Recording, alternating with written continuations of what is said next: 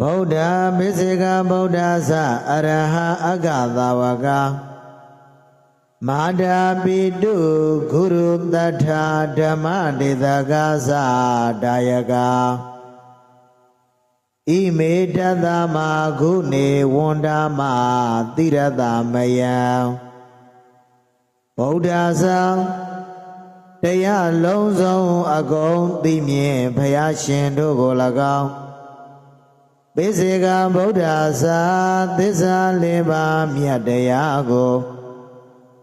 တိချာသိမြင်တော်မူသောပိစေကဗုဒ္ဓရှင်မြတ်တို့ကို၎င်းအရဟဇာအသဝကင်စေယန္တာရှင်တို့ကို၎င်း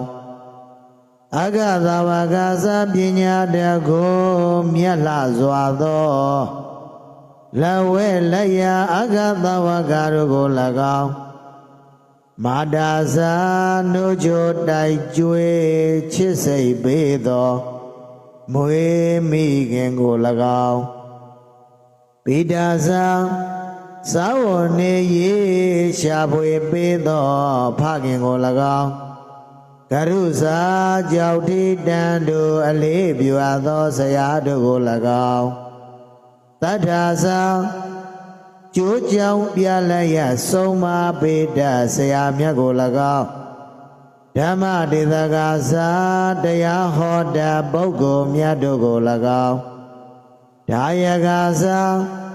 ထမင်းတလုံးရေသမုတ်စသည်ဖြင့်ပေကံချီးမြှင့်ထောက်ပံ့ပေးသောသူတို့ကို၎င်းဣမေတတမဂုဏေကြီးမားများပြားသောဂုဏ်ကျေးဇူးရှိကုန်သောဤစေဥသောပုဂ္ဂိုလ်တို့ကို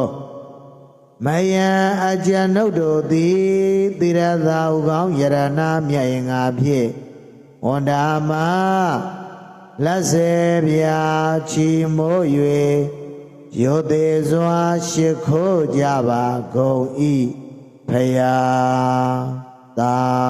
ဓုသာဓုသာဓု